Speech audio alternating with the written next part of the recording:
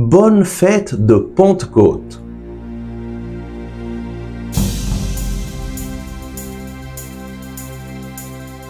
Le Christ est ressuscité. Chers amis, bonjour. Aujourd'hui, nous fêtons la fête de Pentecôte. Et allons voir dans les Écritures ce qui s'est passé ce jour-là. Nous lisons du livre des Actes des Apôtres au chapitre 2, versets 1 à 11. Le jour de la Pentecôte étant arrivé, ils se trouvaient tous ensemble dans un même lieu, quand tout à coup vint du ciel un bruit tel que celui d'un violent coup de vent, qui remplit toute la maison où ils se tenaient. Ils virent apparaître des langues qu'on eût dites de feu. Elles se partageaient et il s'en posa sur chacun d'eux. Tous furent alors remplis de l'Esprit Saint et commencèrent à parler en d'autres langues selon que l'Esprit leur donnait de s'exprimer. Or il y avait, demeurant à Jérusalem, des hommes dévots de toutes les nations qui sont sous le ciel. Au bruit qui se produisit, la multitude se rassembla et fut confondue. Chacun les entendait parler en son propre idiome. Ils étaient stupéfaits et tout étonnés. Ils disaient: ces hommes qui parlent ne sont-ils pas tous galiléens? Comment se fait-il alors que chacun de nous les entende dans son propre idiome maternel? Parthes, Mèdes et Élamites, habitants de la Mésopotamie, de Judée et de Cappadoce, du Pont et d'Asie, de Phrygie et de Pamphylie, d'Égypte et de la partie de la Libye qui est proche de Cyrène, Romains en résidence, tant juifs que prosélytes, crétois et arabes, nous les entendons publier dans notre langue les merveilles de Dieu. Le jour de la Pentecôte, s'est réalisée la promesse que Jésus avait faite à ses disciples juste avant de repartir vers son Père, juste avant de son ascension. Dans les Actes des Apôtres, chapitre 1, verset 8, il dit à ses disciples: vous allez recevoir une force, le Saint-Esprit, qui descendra sur vous, et vous serez alors mes témoins à Jérusalem, dans la Samarie, la Judée, jusqu'aux extrêmes confins de la terre. Et les apôtres se sont réunis en prière pendant 10 jours. Ils invoquaient le Saint-Esprit, attendant la réalisation de cette promesse. Le jour de la Pentecôte, voilà que se réalise ce que Jésus avait promis. Le Saint-Esprit descend sur les apôtres, mais il descend d'une façon spéciale. Il descend sous forme de langue de feu qui se dépose sur les apôtres, et nous lisons que tous furent alors remplis de l'Esprit Saint et commencèrent à parler en d'autres langues, selon ce que l'Esprit leur donnait de s'exprimer.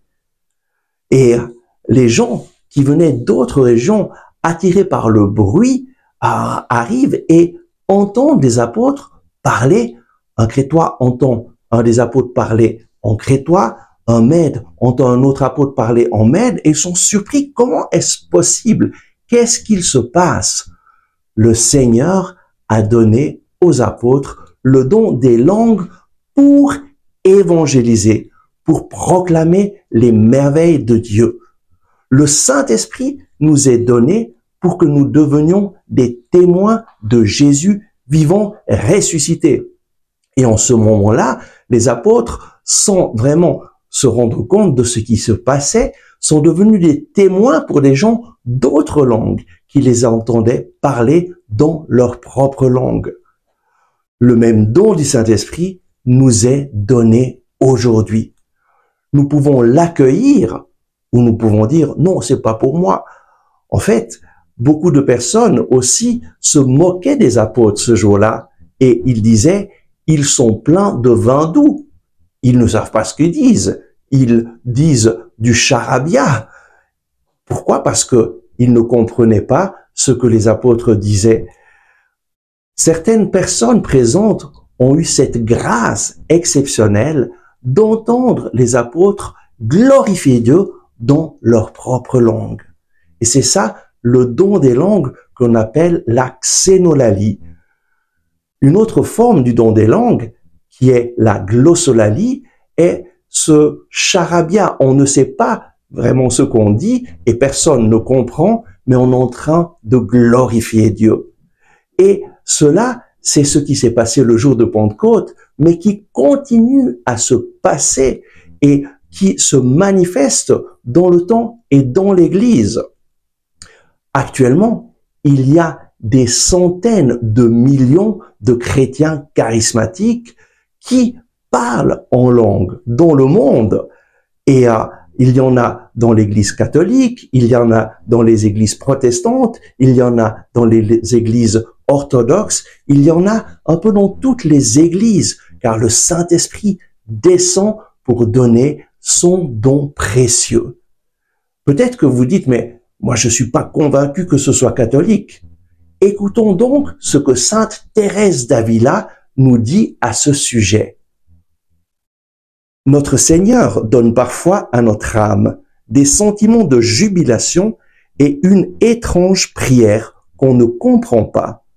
Elle semble charabia et c'est l'expérience qu'on en a, car c'est une joie si forte que l'âme ne voudrait pas en jouir seule, mais veut la dire à tous pour qu'elle puisse aider leur âme à louer Dieu. Châteaux intérieurs, chapitre 6, numéro 6 à 10.